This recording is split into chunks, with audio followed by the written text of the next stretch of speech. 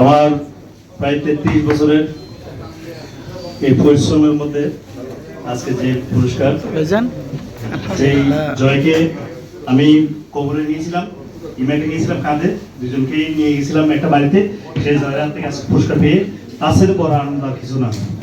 এটা অনেক বড় আনন্দের। সেদিন জুম্মার আগ মুহূর্তে, মানে জুম্মা আজান অনেক মধ্যে দিয়েছে, অনেক মধ্যে দেয় নাই। সেই মুহূর্তে দেখলাম যে আমি গাড়ি থেকে নামলাম। চন্দ্রায়ণ আমার বাড়ি হলো মসজিদে কর্ণফুলি এলাকাতে। ওইখানে গেছিলাম একটা বিয়ের অনুষ্ঠানে। আমরা সেদিন আগে নামাজটা পড়িনি, তারপর বিয়ের অনুষ্ঠান, বিয়ে ছিল একটা বড়ুয়ার বিয়ে, যাচ্ছিলাম আমরা। গাড়ি থেকে নামার পর দেখলাম যে কিছু মানুষ জটলা, মানে গাড়ি জামও ছিল অনেকক্ষণ, মানে আসতেছে না, জাম মানুষ যাচ্ছে। লাস্টে আমরা আগে গেলাম কয়েকজন, সবাই গায়ে আমাদের সাদা পাঞ্জাবি, অনেকে যাচ্ছে না, রক্তাক্ত এবং কাদা আছে, সেজন্য কেউ যাচ্ছে না। লাস্টে আমি গেলাম ওদেরকে নিয়ে। এখন এই বাচ্চাগুলো লাগবো দিব কারকে, আমি কাউকে চিনি না, বাচ্চাগুলো কাউকে চিনি না। আমি লাস্টে নিয়ে গেলাম, এখানে এক ভদ্রলোক বলেছে এখানে বাবুর মা এখানে দিয়ে আসেন, উনি ভালো মানুষ।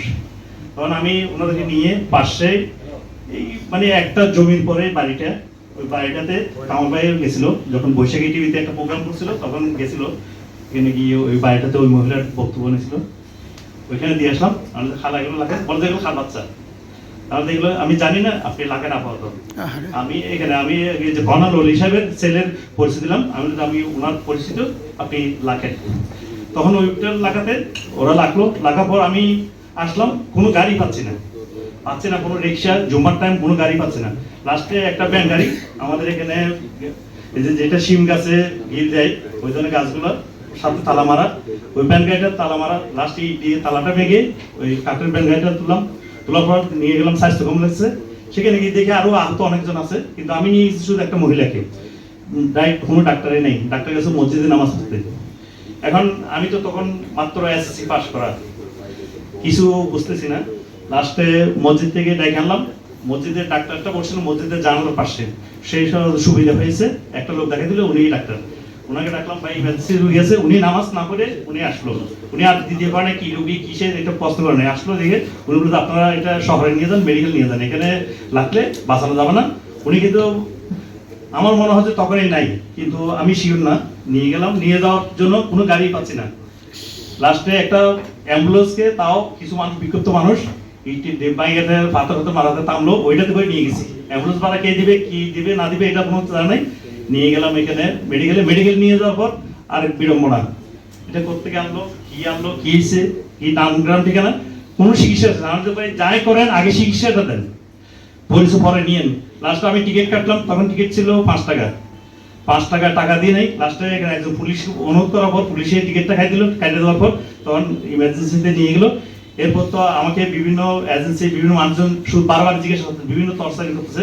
আর তখন তো বৃদ্ধ, মানে আমি তো গ্রামের ছেলে, অনেক বৃদ্ধ চট্টগ্রাম মেডিকেলে নিয়ে আসা, মেডিকেল আমি চিনি না, ওই অ্যাম্বুলেন্স চালা নিয়ে আসলো। এগুলো অনেক তর্ক বিতর্ক, বিভিন্ন কথা বলতে আমি এদিকে আছি। পরে ঠিক সন্ধ্যা হয়ে গেছে এরকম, দেখলাম যে আমি এখান থেকে মেডিকেল থেকে বেরিয়ে দেখি যে মারে অনেকজন মানুষ, তখন রুবেল সাহেব ছিলেন, কাঞ্চন সাহেবরা ছিলেন, ওরা কান্নাকাটি করতেছে, অনেক মানুষ। তখন থেকে আমি আর লাশে আশপাশে যেতে পারিনি। ঠিক 3 দিন নাকি 2 দিন পরে আমার ঠিকানা নিয়ে আমাকে ফোন করা হলো। বিটিভি তৎকালীন এজাজ মাহমুদ, মান্নান মেহেদি নামের একজন লোক ছিল, কাজ করতো, ওনার সাথে গোলামকির বিয়া সাহেবের সাথে পরিচয়।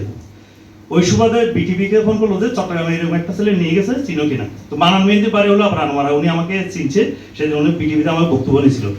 সেই সুবাদে চিনার পর উনি আমাকে দিল পুজ করে কুরবানির দাওয়াত। আমি যে মগবাজার কাজী অফিসের এখানে গলিতে কারিশমা প্লাজা সম্ভবত নামটা, ওইটাতে কুরবানি দিয়েছিলাম। তখন অনেকে অনেক প্রশ্ন করতেছে, এত লোক থাকতো তুমি কেন আগে গেলাম। তো আমাদের এক শিক্ষক মারা গেছিলেন গাড়ি অ্যাক্সিডেন্টে, তখন কোনো পুলিশে তো হয় নাই। তার আগে একটা শিক্ষক মারা গেছিল, আমরা নাম দিয়েছিলাম নিরাপদ সড়ক বাস্তবায়ন পরিষদ। একটা যাত্রী রেশন ছিল, মসজিদ এলাকাতে একটা যাত্রী রেশন দিয়েছিলাম ওই স্মৃতিতে। আমি ওইটা বললাম, তখন বলার পর এখানে সিনিয়র কয়েকজন সাংবাদিকরা ছিল, তখন কান্দা দরকার নেই, তুমি এটা নিয়ে আগাও। এরপর থেকে পরে আত্মযোগাযোগ নেই। একদিন দেখলাম যে মানে কি কাকরাইল থেকে আমরা পদযাত্রা করবো সবাই কিনার, এইটাতে যোগ দিলাম। এরপর থেকে নিরাপদ সড়ক আসি, এখনো পর্যন্ত আসি। ইনশাআল্লাহ আল্লাহ যেদিন বাঁচায় রাখে নিরাপদ সড়ক মানবিক কাজ করে যাবো।